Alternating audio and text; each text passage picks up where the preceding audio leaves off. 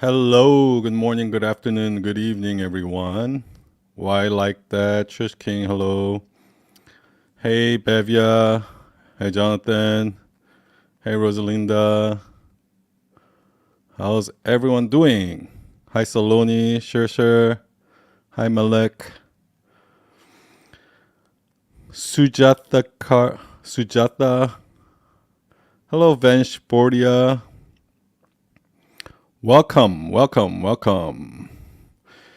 Okay, so today, let me put in the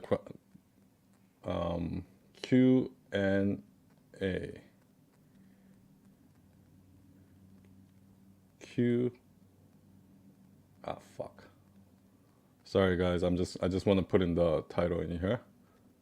Q and A. Hello, everyone joining in. Content ideas.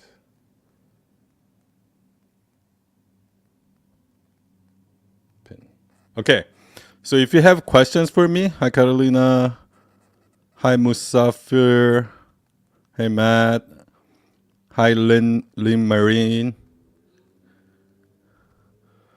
Sajna Daraja. Hello. Okay. So if you have any questions, so what I want to do today is this week at Night Owl Nation, everybody kind of jumped on and we talked about what if you have no idea for what to post or something like that, just put in the chat what you do, like what you do for work, or what you do, like what type of content you make, and then I can try to kind of guide you through. Or you can also come on, request to join, and maybe I can help you through that. Okay, so if you have any questions for me, just go ahead and put it in the sticker comment here. Hello, how are you? Who's this? Who am I talking to? Wait, hold on. I need my sorry, I'm not prepped for audio, so let me grab my headphones real quick so I can hear you. Because right now I can't hear you. 1 second.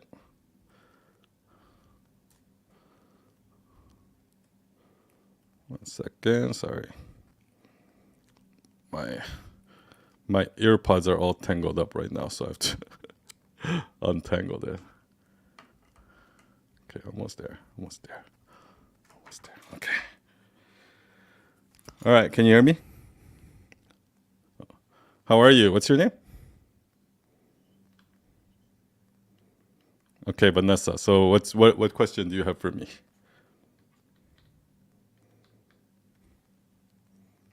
Sorry, I can't hear you anymore. Hello? Yeah. Can you maybe go a little bit closer to mic, cuz it's like, oh yeah, much better. Yeah.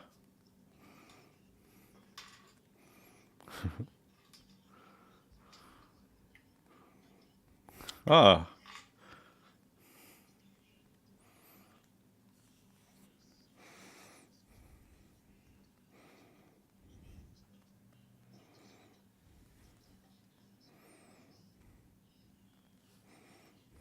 Ah, thank you.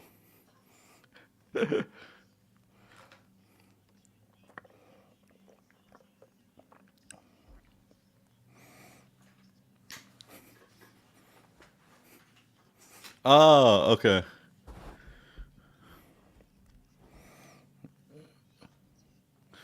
It should be the same. It's just Sun E.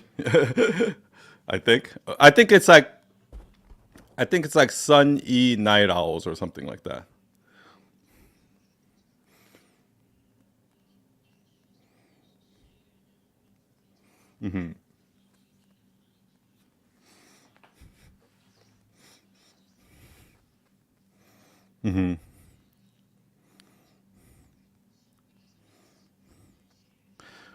Thank you.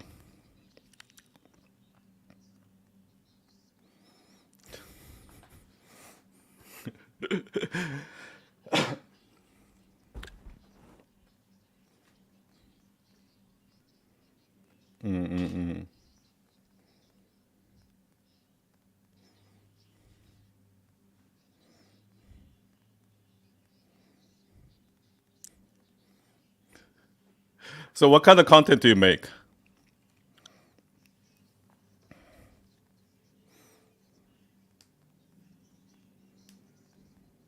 Okay.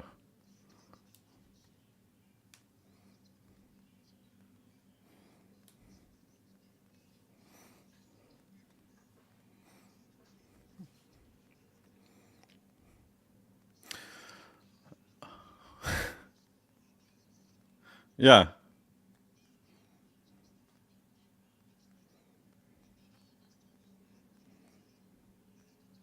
Awesome. Yeah, yeah. You should definitely do a podcast because the podcast is gonna give you like anyone that's having trouble kind of like or have no time to make content, you should definitely create a podcast because for me, I get most of my short form videos from my podcast. So all the Instagram reels, YouTube shorts that I post, those are all just clips from my podcast. Do you understand what I mean? So that's the beauty of doing a podcast.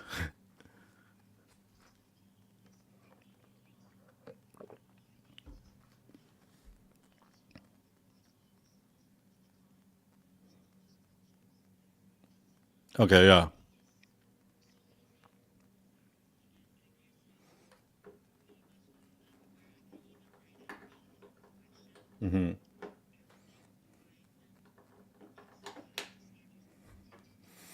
Thank you so much. Thank you. Okay, let's move on to some questions now. You're gonna have to. I think you're gonna have to. I have no idea, so I'll maybe like this. I got you. Okay, guys. So if you have any questions, go ahead and put it in the sticker tab, and then I'll answer any questions. Try to tell me what you do, and then I can give you ideas. Or if you want to like elaborate, just do a request to join, and I could try to bring you on. Okay. Could you give me an idea of mixing content? Like, should I be related to your niche, only niche, or we could have some personal or fun stuff? And what percentage should it be? Okay, so I don't overthink this, right? But I think you can kind of tell, you can kind of feel it. Like if all you've been talking about is the same business content, business content, then you can kind of like lately I've been feeling like I haven't posted anything like personal. So, and then when I post something personal, it does well. So I think you kind of have to. There's no one right answer. I think you kind of have to feel it out, right? But what I say is this: so you have to put everything out there, kind of like Gary Vee does, because a lot of people are like, oh, I'm afraid, oh, they're not gonna like this, oh, then they're not gonna enjoy this, whatever it is. So there's this like fear of posting content for most people. There's this fear of bothering people or something like that. Oh, if I post too much, then I'm just bothering them, right? Don't fucking worry about that. You're not bothering them, okay? Because if you're bothering them, they wouldn't watch it. They'll just skip it, right? And if they feel like you're bothering them, like Instagram is just not gonna show it to them. So here's what usually happens. You know, when on Instagram, when I post like 3 videos a day, those videos don't perform well on the day I post them. But then they get views like a week later, 2 weeks later, sometimes 3 weeks later, they start getting views. And that's because Instagram knows exactly how to serve the right content to right people. Hey, Tabitha. So if you're posting like 100 content, and let's say this one audience, this one follower of you only likes like 20 of the videos, they're only going to show them the 20. So don't worry about, oh, if I post too much, people are going to be, like people are going to get bored of me or like, I'm bothering people. Don't worry about that. Instagram knows not to bother them. So just post as much as you can and post all types of content. Here's the reason why. So you might think you know yourself. You might think like, oh, I know my brand.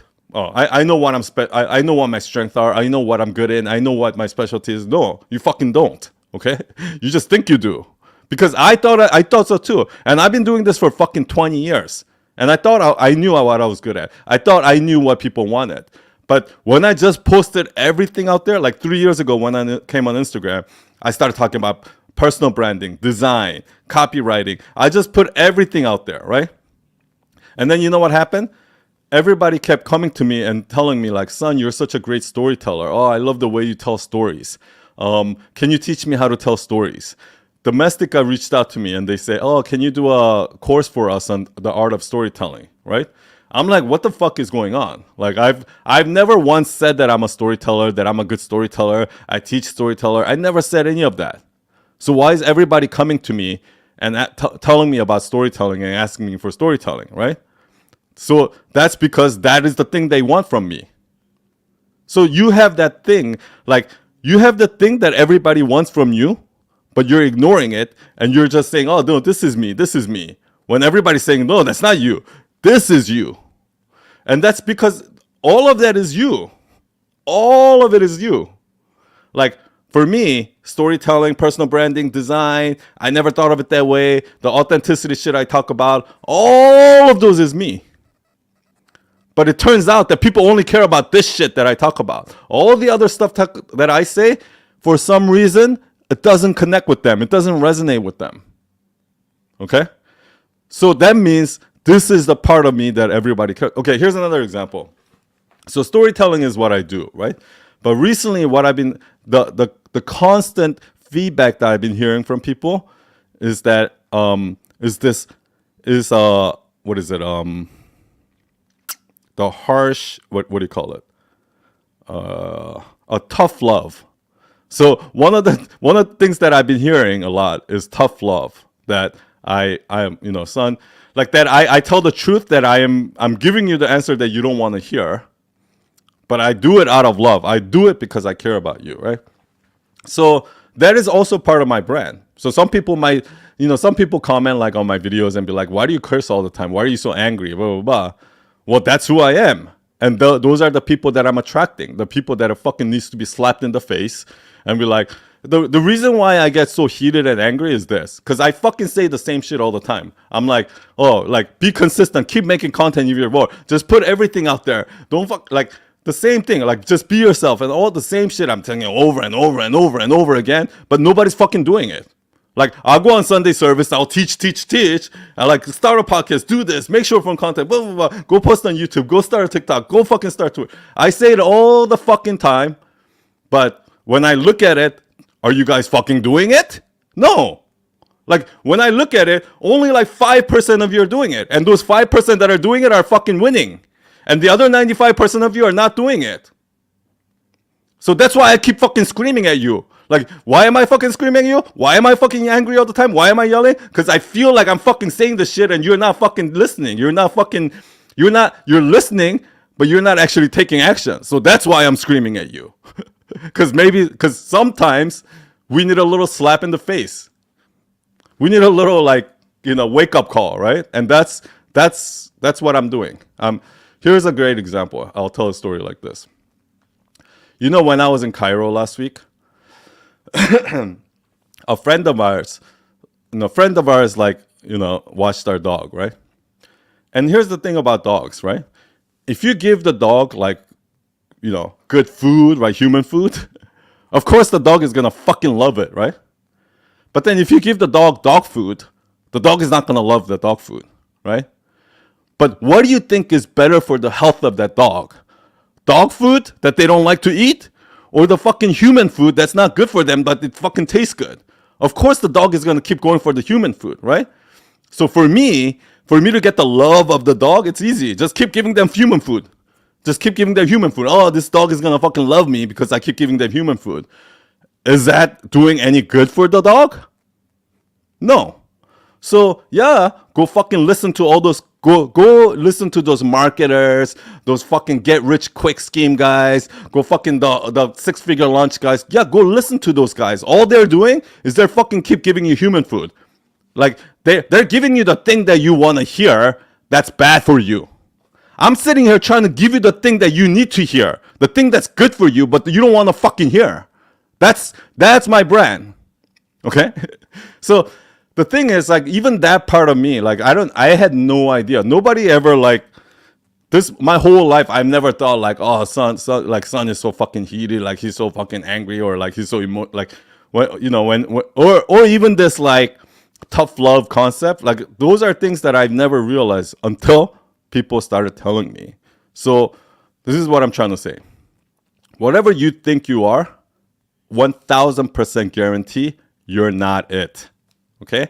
What you think you are is just your ego telling you that, oh, I want the world to think of me this way.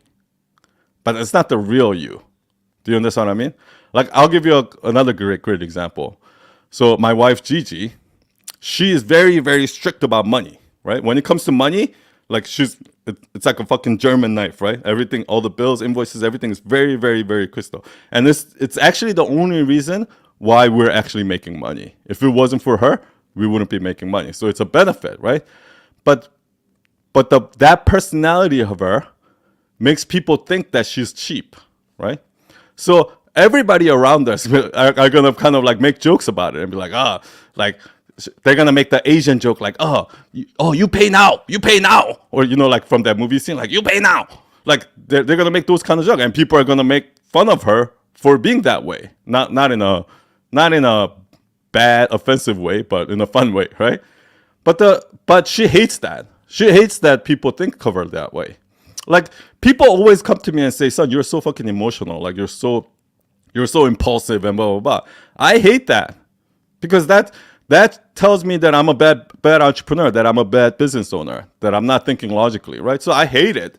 But the fact of the matter is, if everybody around you is fucking telling you that, maybe that's you. Maybe you're the only one who doesn't know who you really are. Maybe everyone around you, like, if 100 people are telling you that and you say you're not, like, what are the odds that you're the one who's right and all 100 people are wrong?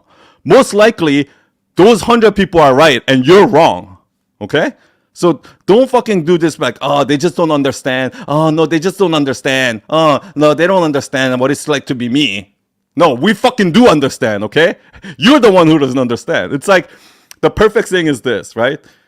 They say in poker games, when you go into a poker game and you can't figure out who the sucker is in the first 5 minutes, you're the sucker, and that's what's happening. You're the only one who doesn't realize that you are not that. So put all of yourself out there, all of you, and then they'll tell you. Why am I so aggressive? Go back 5 minutes and listen to why. All right, guys, where can I get this? You see this shirt right here? I never thought of it that way, which is my tagline. It's going to be available to buy on the Night Owl merch store very soon. So I'll make an announcement when that's up and live. Okay. If you're joining in and if you have any questions about what type of content you should make or content ideas or something like that, go ahead and put it in the question here. Ego, can you put the question in the question sticker and I'll answer it? Yeah, put it in the question stickers and then whatever questions you want, just go in there and vote it up and then I'll answer those first. Okay. Next question. Alan Design. Could you give me an idea of content for a page of team or real estate page of a team of real estate consultants? Real estate consultants meaning Alan, can you put in the comments real quick? Or do you mean like real estate agents? Or what exactly do you mean by real estate consultants? Because I don't know what that is. But if you're a real estate agent, here's a lot of the content that's going to perform the best is going to be the things that are boring to you, that you do every single day are boring to you, right? For example, for me, the shit that's boring to me is me sitting here, opening Canva, opening Sketch, and making my carousel, or writing my copy, or whatever, like working on a client website, or the everyday thing that's boring to me. If I did a behind the scene and I show you exactly what I'm doing, that's the shit that they're gonna love. Okay, agents. Okay, so for you, for real estate agents, the thing that's gonna do the best are the things that you're already doing every day, right? When you meet with your clients and you're showing You're showing the house, just take a video, just take a selfie video while you're showing the house, blah, blah, blah. Let's say or let's say that person doesn't want to be on film. Just do the showing, and right afterwards, pull out your camera and just summarize what just happened. Okay, I just did a showing, and this particular client was looking for this, and this was, you know what I mean? Like whatever questions that you answer for that client, answer it again on Instagram. Answer it again on social media. So this is how you make content. Whatever you do, just repeat that, re-explain what you did again. So, for example, what I would do is I would make a carousel, and then when I'm done, I'll pull out my phone and I'll show the carousel that I made, and I'll explain why I made the decisions that I made, right? If I did a showing and this person was, let's say, worried about mortgage rate, right? Let's say this client is like, oh, I'm worried about the mortgage rate going up right now. Is this the right time to buy? And you're going to probably answer them. Then you go back on the phone. It's like, oh, I just had a conversation with a client who was worried about mortgage rate, and this is what I want to talk about, mortgage rate, okay? So whatever it is that they're worried about, because you are fucking full of information already. Real estate agents are full of information already, right? Like what they will love is those details you think they don't care about. Like, for example, like, okay, in this neighborhood, like I was talking to this client who's looking for a house in this neighborhood, and their budget was this. So what I can tell you is this. In this neighborhood, you can expect to pay about this price for whatever, 3-bedroom, 4-bedroom house. Here, you can expect to pay like that kind of, whatever you answer to them, answer it again on social media, right? Another thing is talk about the neighborhood. Because here's the thing about real estate agents, right? A lot of new real estate agents that I see, they think that they're selling. I guess this really goes for everyone. Everybody thinks that they're selling to everyone. But if you look at the most successful real estate agents, they have specialties. Like, for example, I specialize in townhouses on the Upper East Side, and I sell mainly to families. Or I specialize in 2-bedroom apartments in the East Village. I mainly target NYU students. Okay? The reason why you want to be specific like that is because there's some shit that those NYU students care about when they're looking for a fucking apartment, versus there's some things that this family cares about when they're looking for a townhouse for their fucking family. So depending on who you're targeting, it's very, very different, and you can understand their problems, their concerns, and things like that. So like niche down in that. And what you can do is then you can, if you niche down in the Upper East Side thing, then you can talk about all the restaurants on the Upper East Side. You can talk about what's going on the Upper East Side and things like that, right? Then all the people that are either living in there or that want to know about those neighborhood things, or people that are thinking about moving there, those content are going to catch their attention. So that's how I would do it if I had a real estate. Also, like, a lot of real estate is like you have to keep constantly telling your stories. You have to, because at the end of the day, they're buying you. Like, they can fucking buy a house from anyone, but the reason why they're going to buy from you is because they trust you. So you have to put out a lot of personal stuff, your opinions, things like that, because at the end of the day, that's how you're going to get people to trust you as a human being. Okay. Carpio JPEG asked, how do I market my recent projects to businesses and marketing agencies? My niche at the moment is fashion and footwear. Okay. So if you're a freelancer, right? Or if you're an agency. If you're a freelancer or you're an agency, you're wasting your time by trying to make content. Because I don't know a single agency owner, or I don't know a single like CMO or like director of marketing going on Instagram following a bunch of designers like in case they need somebody for a project. That shit is not happening. No fucking CMO and no fucking marketing agency is looking for designers on Instagram. Okay? They're not looking for designers on Behance or LinkedIn. That's not what they're doing. Okay? If I'm a CMO, that means I've been in the industry for 20 years, okay? If I'm that kind of decision maker, that means I've been in the industry for a while. I know a lot of people, okay? The first thing I'm going to do is I'm going to go to my network and I'm going to say, do you know a designer? Do you know a video editor? Do you know an illustrator? That's what I'm going to do, Okay? So you like think about it. Like I know a lot of fucking people that are like wedding photographers, right? Or wedding decorators. And they think that they're gonna fucking get brides to follow them. Like, you really? You think you're gonna get brides to follow wedding photographer? What fucking bride do you know follow wedding photographer? Nobody. Okay?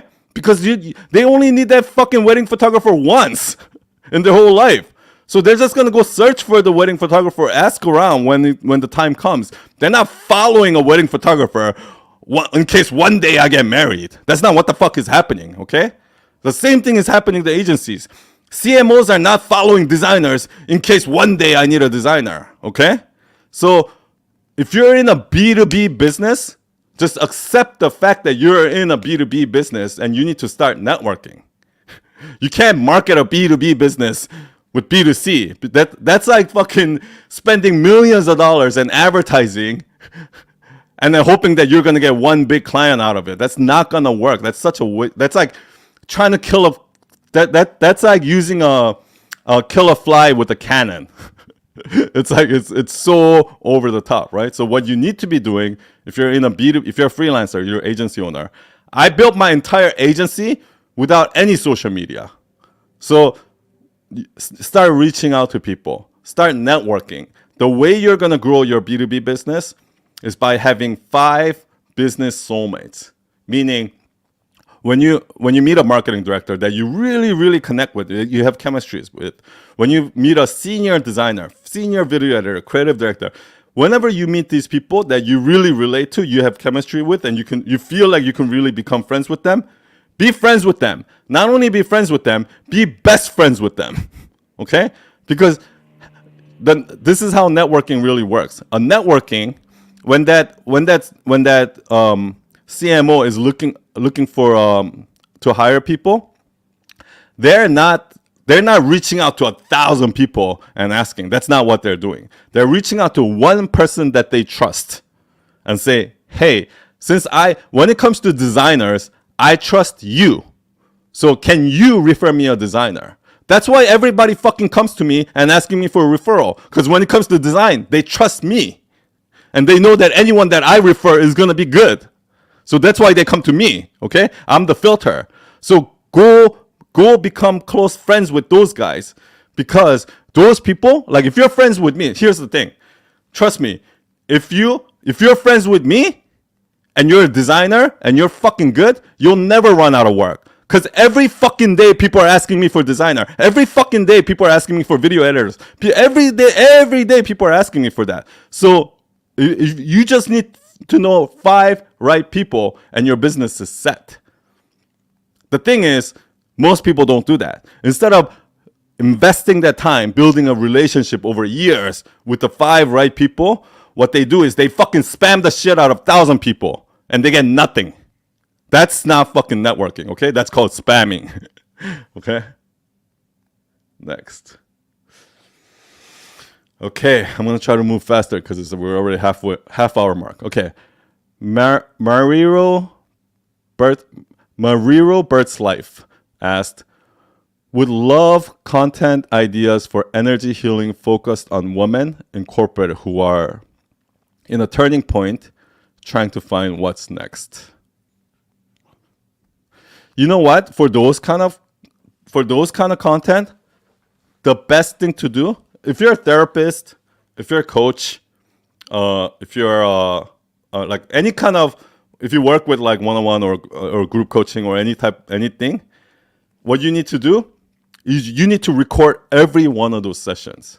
Every time you're on a coaching call, every time you're doing a group thing, on a Zoom call or whatever, even if you do it live, put a camera there, record every single one of them.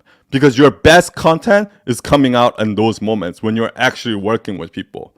Like for me, right? If somebody says, son, just here's an hour, just talk, right? I'm like, I don't know what to talk about. I'm like, oh, I have no idea. It's like blank. Oh, what should I say, right? But if it's a Q&A where somebody's asking me a specific question that I have to give a specific answer to, I have a million things to say about that. Do you understand what I mean? So the best way to get content for you is to get questions from people. So that's why what I did was I just recorded every Zoom call that I did. because that's the best stuff. The best answers come out during there. Like when like this, I'm recording this right now, and I guarantee you, the part of this fucking clips are gonna show up on my YouTube Shorts. Are gonna show up on my Instagram Reels? Okay, so answer questions, and that's the best way to do it, because it's really hard to just give blanket advice on this type of shit. What people want to know is, like, for example, what somebody wants to know is like, no, okay, here's a harsh truth, okay, Mariro, here's a harsh truth. Nobody is sitting there going, oh, I wonder if there's somebody out there who can do energy healing focused on women in corporate and that are stuck. Nobody's fucking asking for that, okay? So when you say that, when you say vague shit like that, nobody's listening. What you need to do is make it tangible, make it so people can touch it, right? So say like this, right? Hey, I got a question from this woman who's a lawyer who has a successful job, who's very, she has a good life, she's married, have good, 2 kids, everything is perfect, but something is missing. She's just unhappy. She's like drained and blah, blah, blah. And this is what was going on. And make it specific, right? Don't make it like, like life coaching and life coaching things, people like that. They try to give like the most broadest advice. Oh, I want to make it broad as possible so I can reach everybody. So they use these vague words like, oh yeah, you gotta really look deep inside and let your inner things out, and all this vague fucking shit doesn't really, that means completely different things to different people. What you need to do is make it specific. Like, hey, is your husband cheating on you? This is what you do. Hey, are you unhappy with your job? This is what you do. Hey, have you not been getting a promotion for blah, blah? This is what you do. Make it fucking, bring it down to earth, guys. Bring it back down to earth. No more this woo-woo, spiritual. Like, bring it back down to earth. Give me a specific practical advice that I can use today for a specific thing. Those are the best content. One time, like, I was in this program, and this woman came up to share, and she was like, "Oh, like I'm just I don't think I'm a good wife, and I'm like I feel like I'm not a good enough mom to my kids, and I feel like I feel so guilty." And she went on for fucking 30 minutes, right? Like, people who make content like that, like, nobody gives a fuck. I was like, what the fuck is she trying to say? Like, I don't get it at all. And then all of a sudden, the facilitator came and he said, "Hey, just truth is usually short. Truth is simple. Lies are complicated," right? And as soon as she said that, she said, "I've been having an affair." So that's the thing. A lot of people don't want to fucking just give you the fucking specific thing. So they just beat around the bush and try to come up with all these vague, broad concepts. No, be specific. Specificity is how you win in content. Okay, next question.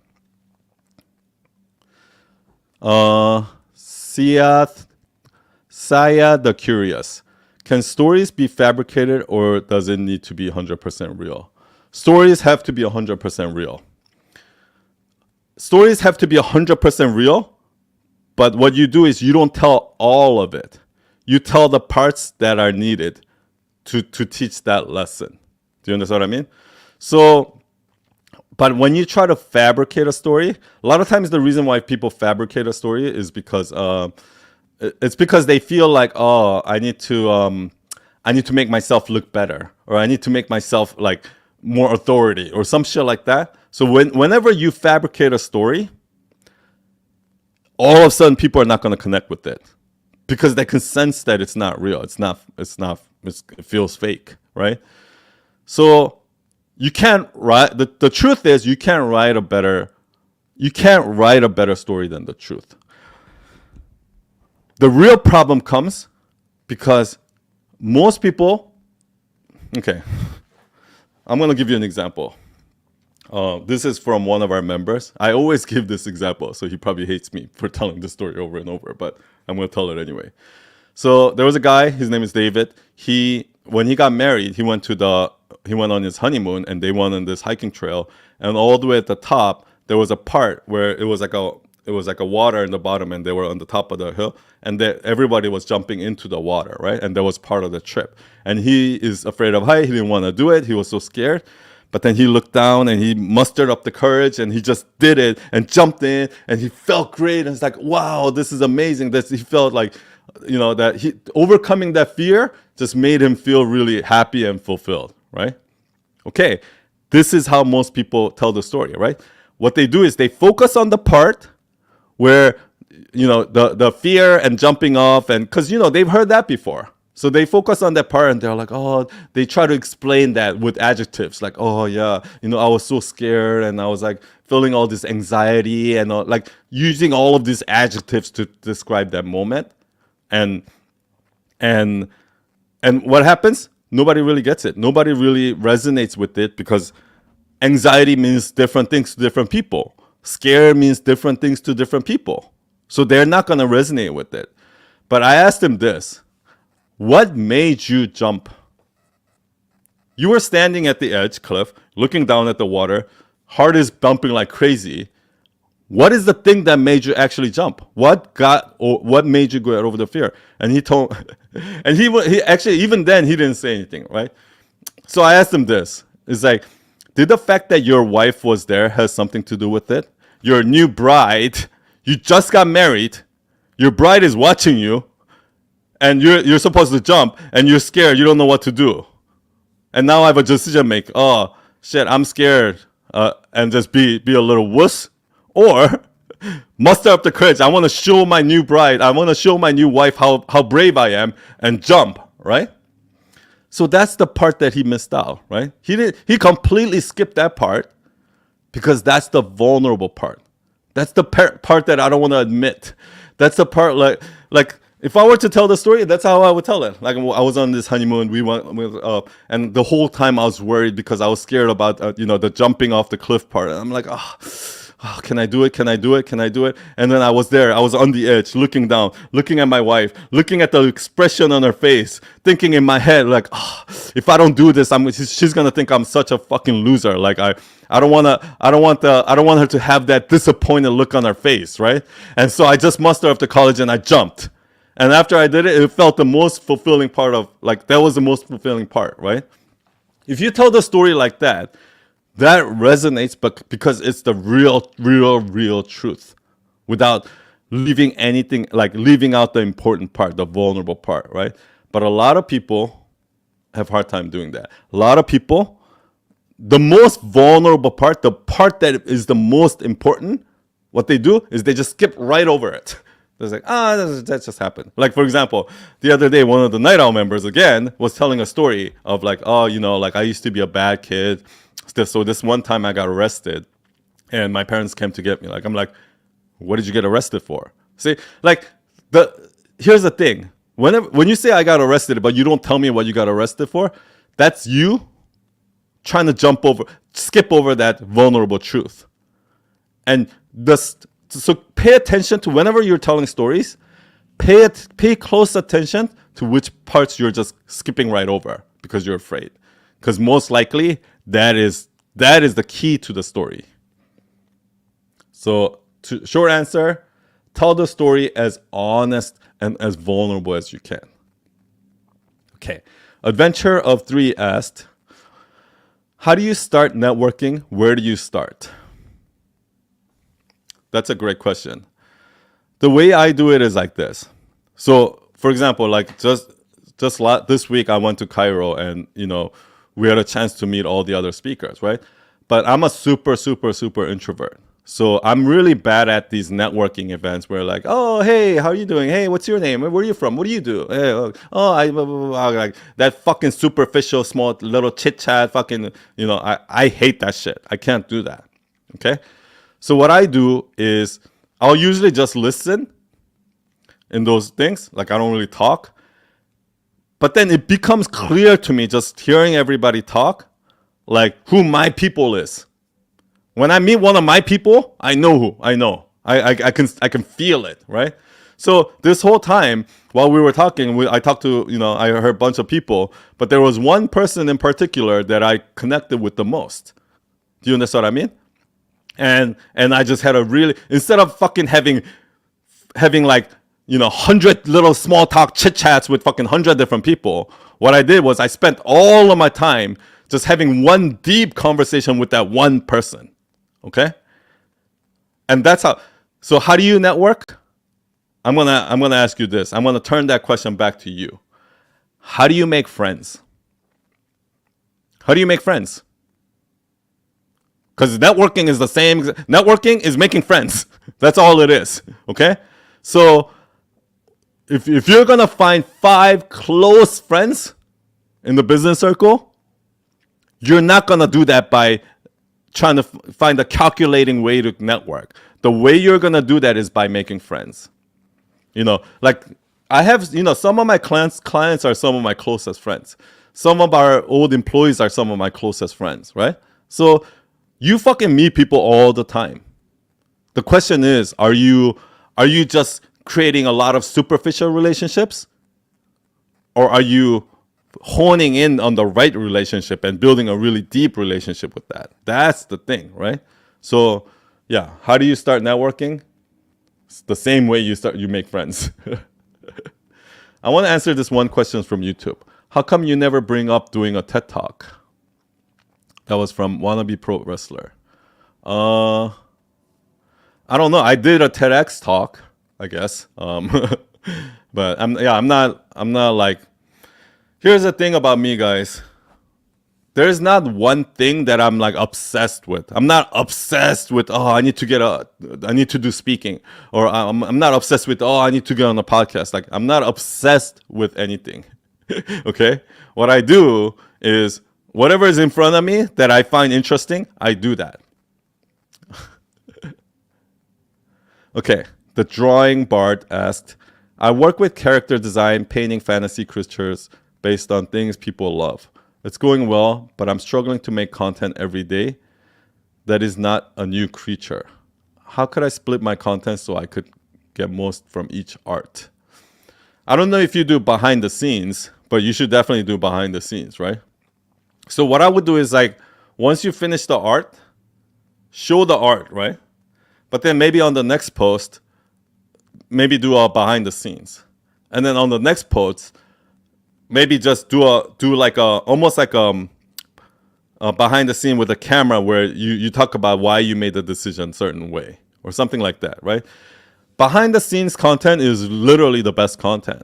Like a lot of people are scared to show behind the scenes because they're like, I don't want people to know like all the blah, blah, blah.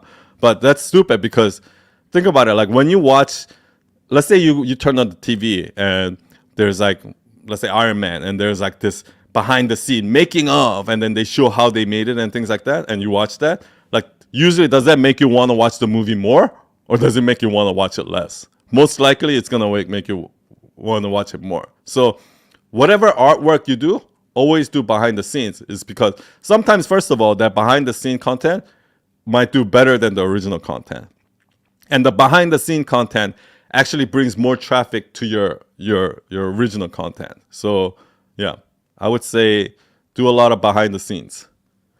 And if you're a designer, right? If you're a designer, illustrator, teach little tricks that takes 30 minutes to do, or 30 seconds, like 60 seconds. Do like these 30-second, 60-second tricks. Like, here's how you draw an eye. Here's how you draw this. Here's how you can do, like, quick little tips, right? That they can try today. Because that's what people love. People love practical tips that they don't love these fucking high level, like, most of the content that I make, the reason why they don't perform as well as they should is because they're like all high level. They're very high level. But whenever I do something specific with an example, those always do fucking miraculously well. So be as specific as you can in the things that you're teaching. Okay. Next question. Joyful Soul. How to create content about not being on social media because it's actually opposite. How to create good lifestyle and well-being content that involves less social media usage. It shouldn't look like schooling or something, but get perspective shift. I don't know. I don't think you can, right? So if you're saying that social media is bad and you shouldn't be on social media, like do you know Cal Newport? There's a guy named Cal Newport. He wrote a book called Deep Work. That's what he is. He's anti-social media. He's talking about how social media is killing society, how social media is like, terrible for you and things like that. And he doesn't use social media. Okay? He doesn't use social media, but he talks about it. He wrote a book about it. He was on podcasts about it. He's constantly talking about it, and people find him. People find him through other channels, but he himself doesn't use social media, right? That's staying true to the brand, right? So if you're telling everybody to get off social media and you're making social media content, that means you're not on brand, okay? But here's what I will say. I am not a huge fan of social media either. I think people spend way too much on social media, too much time on social media, and I don't think they use it right. Because people fucking follow content on Instagram that makes them depressed. Like when I'm on Instagram, I'm never depressed. When I'm on Instagram, I'm fucking happy because all the content that I'm seeing positive content. I think Instagram is actually a great positive place where you can you can be with positive communities, right? So that's how I think of social media. I think of social media as a tool that if you use it right, it's gonna benefit you. But if you use it wrong, it could turn into a weapon. So then I'm gonna exemplify that, right? I'm gonna still use social media, but responsibly. So you have to live.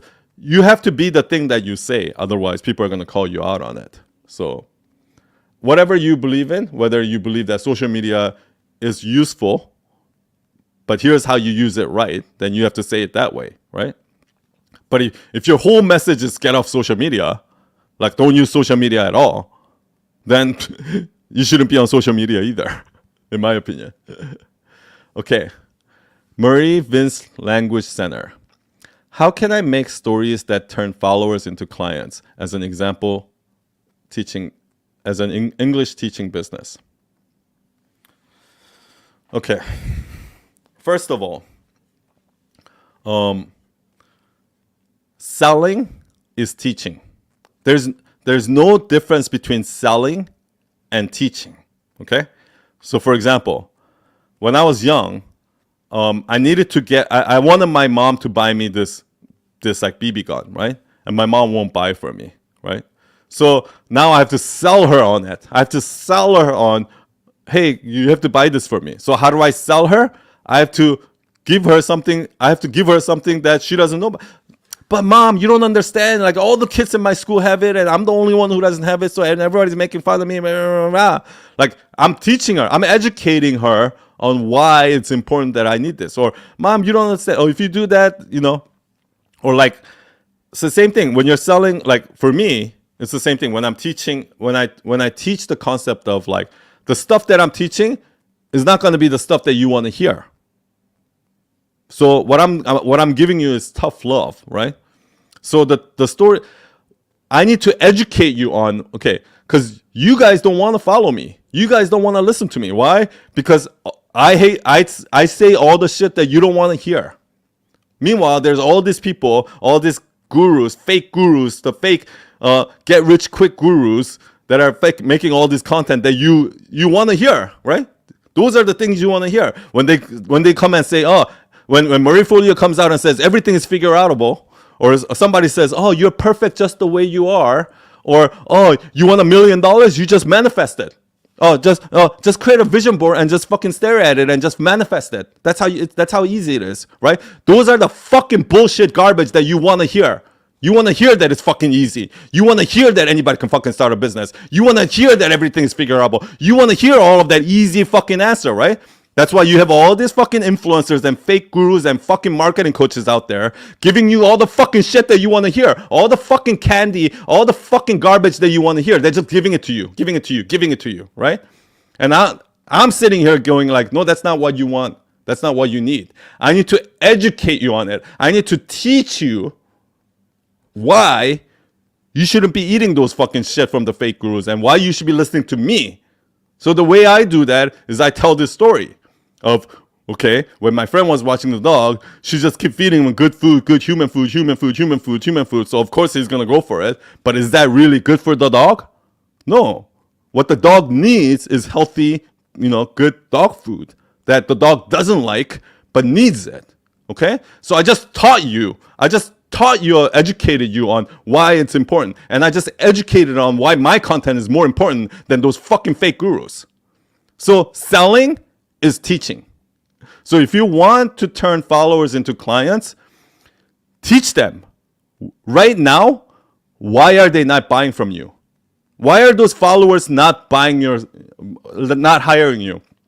Why are they not buying your course? Why are they not buying your stuff? It's because they don't know. Because in their mind, they're going like, I don't need that shit. Oh, I don't need that. I already know that. I don't need that. That's what they're thinking. So what can you do? What story can you tell to educate them and teach them that, no, you're wrong, actually. You do need this. So that's what you're doing. So whenever you need to sell, selling is teaching. Teaching is selling. Okay. Ego Parker asked, I have a master's degree in yoga therapy, something between yoga teacher, doctor, counselor, physical therapist. Looks like IG is already overcrowded with wellness advisor. What is the best way to go? Here's the thing, I think. When you go to New York, New York is all the shopping in New York is very district oriented, right? So for example, there's a flower district, right? And there's like 50 different stores that just sell flowers, right? And then there's a diamond district, right? Where if you want to buy diamond, jewelry, anything, everything is there, okay? There's a lamp district where all they sell is lamps. There's a furniture district where all they sell is furniture. And I used to be like, are these fucking people stupid? Why would they want to open a store where all their competitors are, where it's so saturated, right? But it's actually the other way around. They open a store there because everybody looking for furniture goes there, to that neighborhood. Everybody looking for flowers goes to that neighborhood, okay? So everybody that's looking for that kind of shit is already on Instagram, okay? So they're already in these neighborhoods with Instagram following those people. So if you want to get access to that, you have to actually get in the community. Not think of it as, oh, it's me against the community. It's me against all my competitors. No, it's you and the part of your competitor. You have to become friends with your competitors because that's the neighborhood you need to be in. So here's what I'll say. What I teach, personal branding, social media, storytelling. What do you think? You think the market that I'm in is so unique and so it's like this place that I can excel in? No, it's probably one of the most fucking saturated. It's the most most crowded fucking space on Instagram, probably, right? So how am I doing it differently than? How am I doing it different than other storytelling teachers? How am I doing it than other people who are telling personal branding and things like that? You want to know how I do it? I do it by being 100,000% me. Do you understand what I mean? So yeah, I teach storytelling, just like the million other people on Instagram that teach storytelling. But what's the difference? The way I teach it, I fucking give you the truth. I give you that harsh truth. I fucking do it with tough love, right? Some people call it authenticity, right? Or whatever it is. That's how I do it. Another thing is, I teach storytelling, but the method of storytelling is not like, I'm not teaching you how to be a better writer or learn these fucking words that says, oh, this is how you tell a great story. Start out by saying, once upon a time, oh, to my surprise. Like, those are fucking bullshit tactics. The part of storytelling that I'm teaching you is how to make people say, I never thought of it that way. Why am I teaching you that? Because that's how I tell stories. The reason my stories are good is not because I use fancy words or because I'm such a great narrator. That's not why my fucking stories are good. The reason why my stories are good is because at the end of my story, I always make you say, I never thought of it that way. That's what makes my story good. And that's what I'm teaching. Nobody can fucking take that away from me because that's my life. My whole life, I've always been devil's advocate. Like, people get fucking annoyed with me because every project that I walk into, I'm always playing the devil's advocate. Whatever idea they come up with, I'm always like, the problem with that idea is blah, blah, blah. Because I did that my whole fucking life, that shit has become part of me. And every time I tell a story, I'm always taking a myth and I'm breaking that myth with the truth. And that's why at the end of my stories, everybody always says, I never thought of it that way, okay? So it's not the storytelling, it's not the wellness or yoga or physical therapy. Those are not the things that make you unique. If you're depending on that, if you're depending on the niche to make you unique, you're in the wrong game.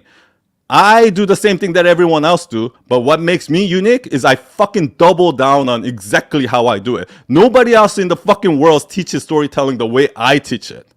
That's how I do it. So it doesn't, and I don't need to fucking tell people about it. I don't need to go around saying it's like, oh yeah, I teach it, I never thought about it, harsh truth, blah, blah, blah. I don't need to fucking explain this shit. I just gotta be me, and people already know it. They already know that that's, you know, like the word for it. You know what the word it is? You know what the word is for my brand? It's called sun, because everything I do is I do it like sun. Okay. Yes, Tabitha was saying I'm back to my old sun again because I'm not in Cairo anymore. Okay, Elliot Capel. My business is helping footballers find playing opportunities in Australia. A lot of my audience follow accounts that post drills and exercise. Do you have any ideas on what I could post instead of following the crowd and posting the same stuff as the other accounts? Find playing opportunities in... I guess what I would do is, I don't know exactly what business that is, but whatever you do, let's say you have a footballer and you're trying to like go find a team or go find, you know, whatever league they can play in or something like that. Like, show the process of how you do it. Like, if do you reach out to them and you say, hey, do you need a player? Like, what exactly happens? It's like right there, that alone is a problem, right? The fact that you explained it there and I don't really understand what it is already a problem, because I'm sure a lot of people are like that. A lot of people are going to be like, oh, what does that mean, right? So I think what you need to do is maybe you're a scout. If you're a scout, yeah. So what you need to do is, yeah, I think you need to talk about, if you're a scout, I guess it's a lot like the real estate agents, right? Like, you're really, at the end of the day, you're selling yourself. Because it's not the team that you're selling, it's not the player that you're selling yourself. Because you're basically saying, why should you work with me, right? So I think what you need to do is you need to put out things that you care about. Like, if you like your opinions, this is the part that a lot of people, I think, don't understand. A lot of people think that on social media, all you're supposed to do is just give this broad advice and just fucking teach, educate. But no, that's only one part of it. The other part of it is I need to know what your opinion is. What is your personal opinion on this? Okay? I don't give a fuck what everybody else says. I want to know what you say. Okay? Here's a player. Everybody says he's the next LeBron. I want to know what you think. Do you think it's the next LeBron? Or the next Ronaldo or whatever it is? Do you or do you not? If not, why? I want to know your opinion. And that's kind of how it all works. Like, for example, on YouTube, I can follow there are millions of fucking tech review YouTube channels, right?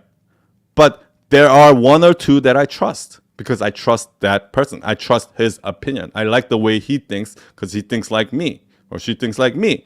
So what I'm going to do is I'm going to ignore the other million people and I'm going to listen to their opinion. I don't give a fuck what you guys think about the new iPhone. I want to know what this guy thinks about the new iPhone. Do you understand what I mean?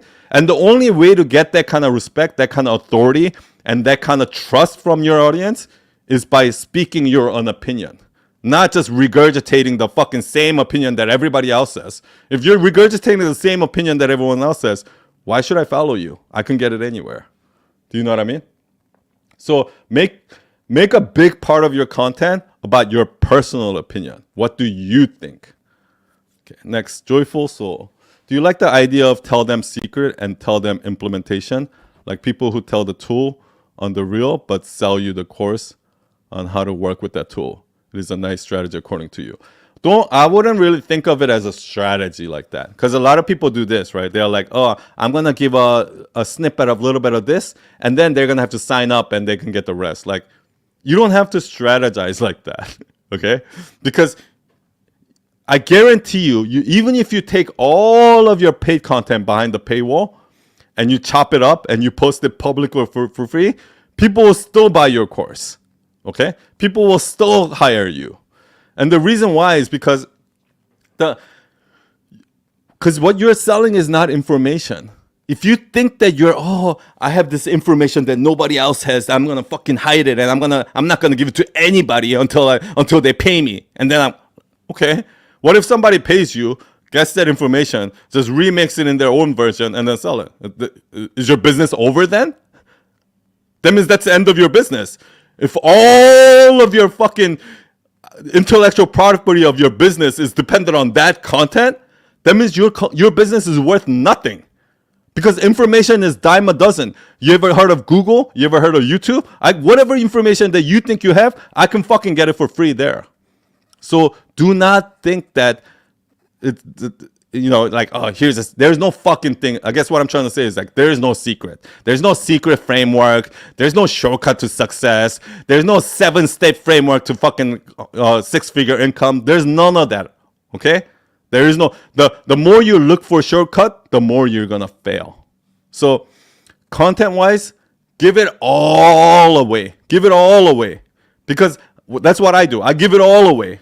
Because when you do that, so for example, if I tell people right now, I said, oh, what you should do is you should tell the details of, like, I gave you an example of David and how he skipped on that detail. So I give you an example. You have to tell all the detail, right?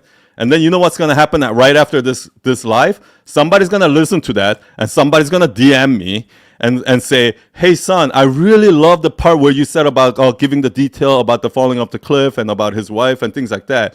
I have a story like this. How can I make my story? What is the detail in my story that I need to bring out? They're going to ask me a question like that. And then I'm going to be like, oh, you want to know? Go sign up for my coaching or go sign up for Night Owl Nation and I'll tell you. So the more you teach, the more information you give, the more question you get. Because whatever you taught, when you say, oh, do it like this, even if you give them step by step, everybody's going to come to you and say, oh, I understand, but how do I do it for me? This is a fucking thing that always happens, right? Like, so many people read that fucking book, Story Brand, and go do that Story Brand thing, and they still fucking can't do it. They still come to me and like, how do I do it? Blah, blah, blah. It's because those frameworks all sound fucking nice. They all fucking sound great when you say it. But then as soon as you finish the course and you go home and you try to do it on yourself, you're like, oh, wait, I got stuck. How do I do this? Like, it's hard to do it on you for your thing. That's why people still hire you. That's why people still buy your course. So do not ever be afraid of giving 100% of your content away. Everything you know, all your knowledge, give it all away. Like trying to hoard that information, trying to hide that information is the biggest mistake you can make in growing your brand. Okay, coach third.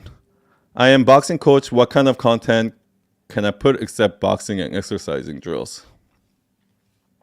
I mean, that's really it, right? But I would make it, again, hyper specific. Instead of doing like 10-minute videos on how to do this, make 30-second video. They make 60-second videos that shows like quick one little tip.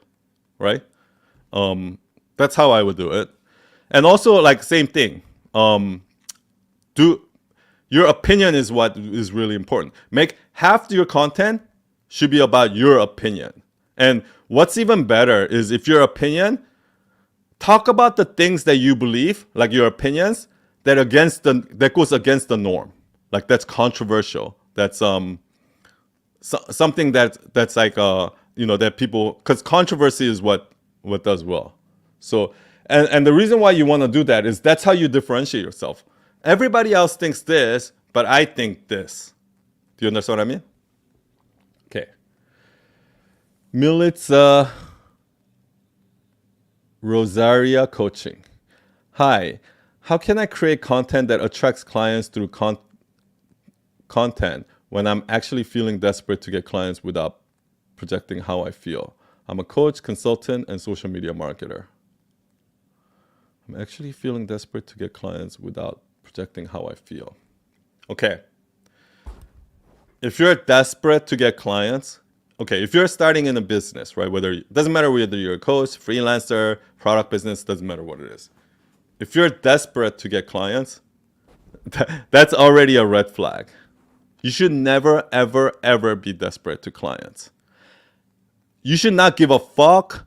Every client you talk to, every marketing you do, you should not give a fuck whether they buy or not. Okay?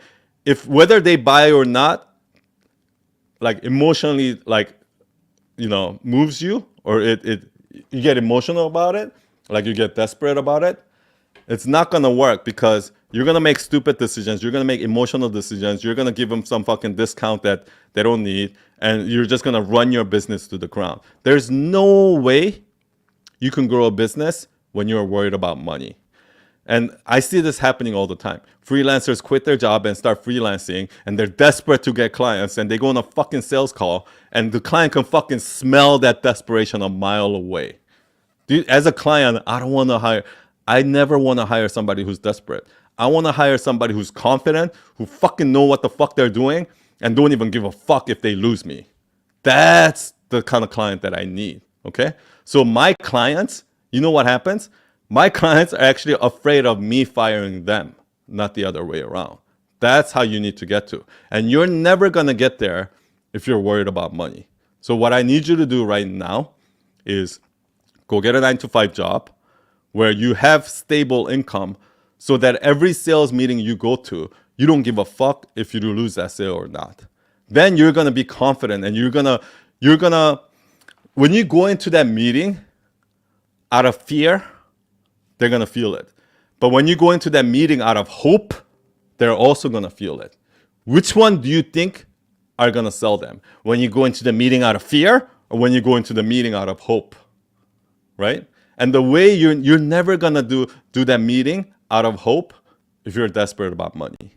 So fix the money problem first. Either go get a 9-to-5 job, or set up your business in a way there's consistent money coming in. Okay, next question. Okay, did that one.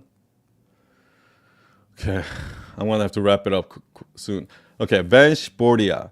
Can you give me some fun and engaging ideas for book reviews in short and personal development? That's interesting. You know what I would do?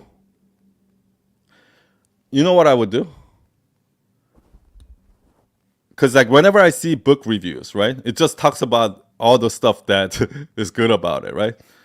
What I would want to see is a book review on what's bad about that book. Because I understand all the good shit about that book, but I would love to see an account where it just reviews all the books and tells me all the things that are the devil's advocate version of that book, right? Like what I would do, right? Oh, this book says blah blah blah blah blah, but that's not necessarily true because of this. Like that's what I would love to see. So from a selfish point of view, I think that's like a fun kind of thing. I guess another thing I would do is like I would start a book club, and I would start a book club, and I would have a book club as your podcast. Because when you're every week you get together and you're just talking about the same book every week or a different book every week, then you can just take that, you can clip shit out from there, and that's already good content. So, okay. Next. I'm going to do 2 more and then we'll call it a day. Okay. The C Go. Any idea on for accounting a content idea? A CPA who doesn't do taxes but more business advisory. There's this I forgot her name, but there's this lady on YouTube, right? I forgot her name, but what she does is she used to be a lawyer, and now she's like she does like advice on personal finance and stuff like that. But what she does, she'll go into a store, right, like Banana Republic, and she'll read the receipt, all the contracts in the receipt, like the fine print, and then she'll find a loophole, and she'll tell you about it. She'll like, oh, did you know that when you shop at Banana Republic, you can return whatever you want even after 60 years? Like, yeah, it says so right here on the contract, blah blah blah. And so go to your banana store and then actually do it. Go to the banana store and then just try it and then do that. And then I think her tagline, she always says, just if they say, oh, how did you know that? Just say so and so told you. Like, that's her tagline. But that's such a fucking interesting content. I would love to see the business version of that, right? Like where you say, oh, not some fucking big ideas, right? Oh, you set up your corporations like this or wow. I want to hear a tiny little thing, tiny little tip that nobody might even have thought of. Like, oh, did you know that you can just do this on your PPP loan and blah, blah, blah, blah? Did you know that there's like those tiny little tips is what's going to get the most views. But I want to preface it with this. If you look at my content, my carousels does unbelievably well. But my reels, my videos don't do well. But I continue to post them. So why do you think I post them even though they don't do well? It's because you need two types of content. You need a type of content that's going to go grab new audience, new eyeballs, right? And then you need another type of content that's going to build relationship with that audience. Okay? And this is the reason why you go see some accounts that has 100,000 followers, 200,000 followers, maybe 1 million followers, and you look at their content and it doesn't really have a lot of engagement. It doesn't really have a lot of views. The reason why that's happening is because they had a few content that go viral, brought the people, but nobody really gives a shit about, Erica. Nobody really gives a shit about that content. That's the thing, right? So what I'm doing is I'm doing these quick little carousels to grab the attention of new audience. But then once they're following me, I'm using the reels and I'm using more deeper content to build a relationship with them. Because if you don't have that relationship with them, doesn't matter. If you have 1 million followers who only followed you because you fucking posted a funny meme, you think when you sell a course, they're going to fucking buy your course? No. They only followed you because they like that funny meme. So they're not going to fucking buy shit from you. They're only going to buy shit from you when they trust you, when you've actually gave them something and they trust you, right? And that's the content you build relationship. So separate the content, then you need to go out and get new audience. Like, do the memes, do the fucking dancing, do the trend, whatever you wanted to do the fucking sellout thing that's going to get the new audience. But over here, do the thing that's going to build deeper relationship with your audience. Because if you don't do this part, all these followers you get means nothing. Okay, last one. Carpio JPEG. I recently executive produced a campaign for New Balance and Atmos. My question is, what would be the proper way to market this project to media agency and businesses? This is what I would do. Like I said, if you're a freelancer, your agency, and you're getting clients from these people, like work from these clients, if you're worried about, here's the thing. I don't know any talented designers that have trouble getting work right now, because talented designers are so hard to come by right now that I don't know any of them that have hard time getting work. Most likely, if you're having that trouble, that means your work is not good enough. Okay? But having said that, this is what I would do. I would start making relationship, because the way you grow this business is like this. I did my first 3 projects. I basically lost money. Like I basically had to spend my own money because I quit my job and shit like that, and did those 3 projects. But those 3 projects, I use it as a portfolio, and they refer me to other clients so I can make money, right? But the only way you can do that is every project you work on, you have to blow them away. You have to make them trust you so much. I'm not just saying, oh, he did a good job. I'm talking about holy fucking shit. I was so fucking blown away by this guy's son. Like the way he did our project is fucking like I trust him so much. I trust him to fucking babysit my firstborn child. That's how much I trust him. So once you earn the client trust at that level, I fucking guarantee you that client will not stop talking about you. When I fucking first worked with Gabby, I went over and beyond, like crazy over and beyond. And you know what happened? Every time Gabby went to a book signing, every time she went to a book event, every time she's with other authors, other motivational speaker, other influencers, and somebody comes up to me and be like, "Oh, Gabby, I love your website. Who did your website?" You know what Gabby would say? Gabby would say, "Oh my gosh, I have the best web design agency. You have to hire them." Okay? They become your salespeople for you. But the reason why they're not doing that is because you didn't blow them away. You just did a good enough service. Okay? I mean, I go to fucking restaurants all the time. Like, everybody provides good service. Every fucking restaurant provides good enough service or terrible service that I fucking hate. You know what nobody does? Nobody goes over and beyond and fucking make me. No restaurant makes me feel like wow.